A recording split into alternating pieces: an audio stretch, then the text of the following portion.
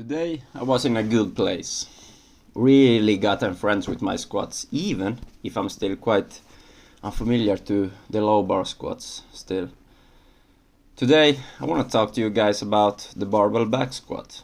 Not only the squat as an exercise, but especially the range of motion in the squat itself. I'm talking about deep squatting. I'm talking about squatting ATG, ass to grass. Who should squat ATG? Why should you do it? Is it safe? These are some common questions I get a lot regarding the barbell back squat. I'm gonna cover some important talking points here, but first I want to tell you about how I came to switch from a barely parallel squat to actually squatting as deep as possible, and what's good to think about when it comes down to the tremendous exercise as it is. I really want to highlight the word as deep as possible here, because this is the first thing that comes to mind when I talk about squats. How deep should you squat? But you should always think about how deep you actually can squat. This is different for all of us. We all have different capacity of depth when it comes down to the squat. What limits your ability to squat? Well, there's a couple of factors here that we have to take into consideration. I mean, of course, your muscles and overall strength will determine how much you can squat and so on. But when it really comes down to squatting heavy and deep, or even both at the same time, things like stability, mobility, and biomechanical factors matters a great deal here. I mean, it depends on how you're anatomically and biomechanically built as an individual. How long femurs you got, how your hips is displayed anatomically. These are the one factors that we as humans can't control, and especially cannot change, because you can't change how you're built. Instead, we should all think about what we can do instead. Instead of weeping our weaknesses due to factors like these, just find what works for you. Find your strengths instead of your weaknesses. So, we can't control our anatomy, right? But what we can control and adapt are our mobility, stability, and overall muscle adaptation and increasement in strengths due to weak points in performance. Okay, because if it's one thing I hear over and over again, especially by beginners, which makes me wonder, is when they say, I can't squat deep, I can't squat ass to grass or below parallel or something like that. And I'm like, yes you can. You just don't know it yet. You maybe can't in the moment, but that's because you maybe have lacking mobility in your ankles, hips, or maybe experiencing knee pain or something like that due to these factors. But a lot of knee pains out there is often correlated to lacking mobility in stated joints. Doesn't have to be because of the mobility issue, but it often is. I mean, I always had bad knees. I mean, they are still not good, but a lot better due to my mobility work. I used to parallel squat, and I get it. I get why my knees always were hurting, because I was squatting to parallel. I'm gonna explain why this is the case and why I dislike the quarter or even parallel squats. Put it like this. You squat to parallel, then you put a lot of weight on your PD knee joints, plus additional weight if you're holding the weight over your back. it puts a lot of extra stress on our pity knees. And then immediately when you pass that angle, immediately when you go deeper like the ATG squat below the parallel, the stress on the knees is being decreased. Plus, it's a lot of range of motion too, which we should strive to we should strive to achieve this. And guys, I'm not saying you should switch now immediately to squatting ATG. I'm not. Maybe the reason why you think you can't squat this deep right now, it's because lacking mobility or stability or something like that. So don't just jump right into it. I recommend you not doing that actually.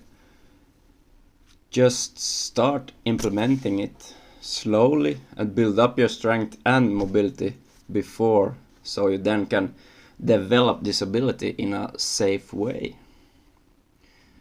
But in the long run, when you start to do it, and especially when you master it, you thank me, because this is something that everyone should be doing.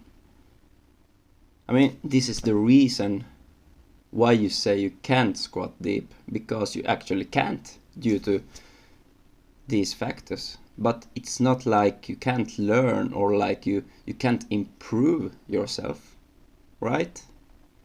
If you can't do something, then at least try to learn it. At least try. I didn't just switch like that either. I didn't. I realized I had poor mobility in my hips and ankles, which I still do, but it's a lot better right now. And something that I started doing that really helped me getting comfortable in that deep position of a squat was sitting in a deep squat position at home while doing something else. Just a couple of minutes a day, and it helped me a lot. Could be something minimal like just sitting in a deep squat position while watching TV or something like that, just to get my body used to that position.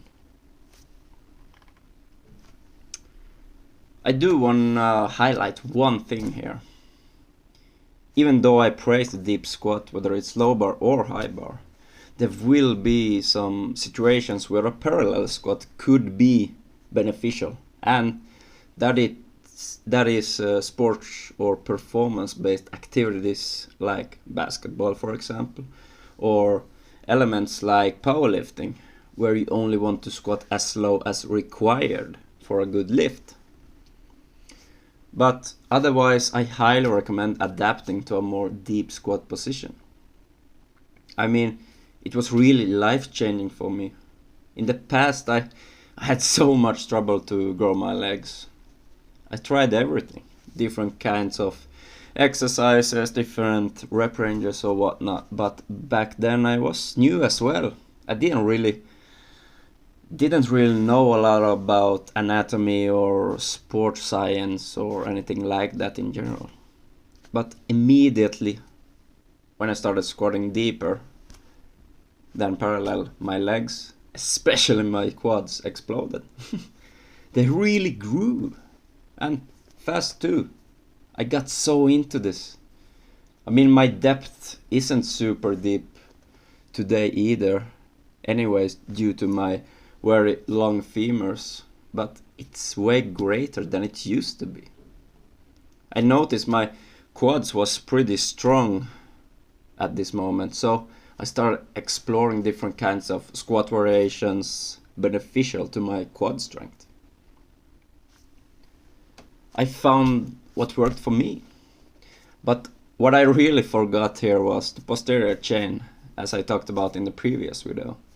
I mean, I high bar almost as much as I low bar squat. But I'm more used to the high bar position now, so I just need to practice my low bar a little bit more, and that will improve as well. But as I said, I want to do both of these variations. I want to practice low bar for my competitions, but also use the high bar variations as a tool for the low bar itself.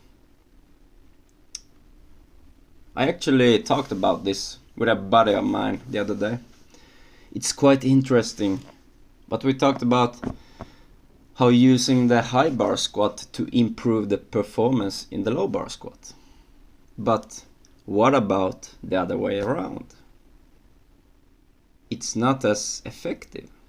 You don't get the same carryover to the high bar squat by only doing low bar. I strongly agree with this too.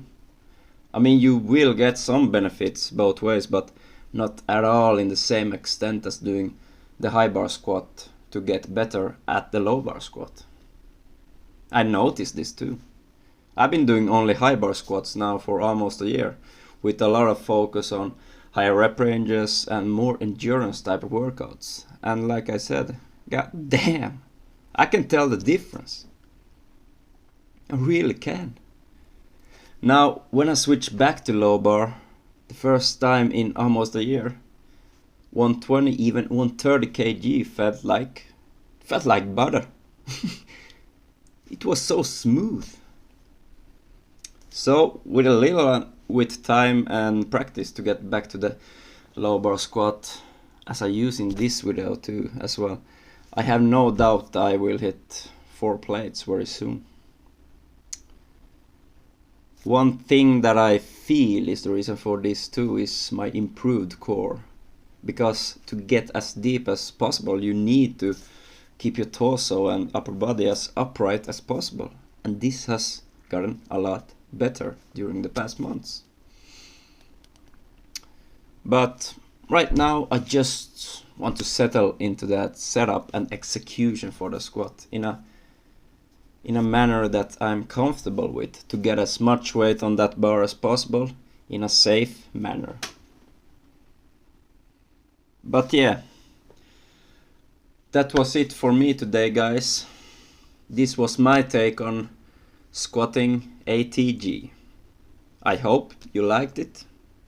I hope you have a great week, and I see you next time.